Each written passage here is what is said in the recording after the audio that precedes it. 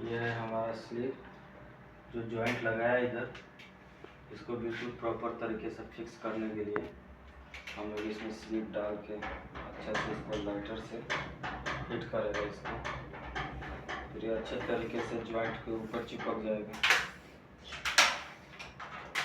Joint हमारा बिल्कुल fix हो जाएगा इस तरीके से।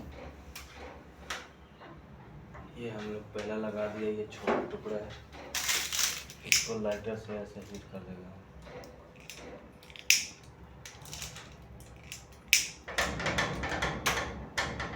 इसके ऊपर एक और स्लिप का टुकड़ा डालेंगे ताकि ये बिल्कुल प्रॉपर तरीके से फिक्स हो जाए। ये हमारा एक और है, इसके ऊपर एक और स्लिप डालते हैं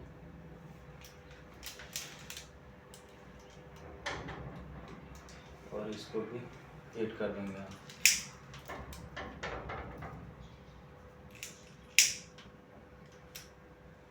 ये हमारा हो गया बिल्कुल फिक्स।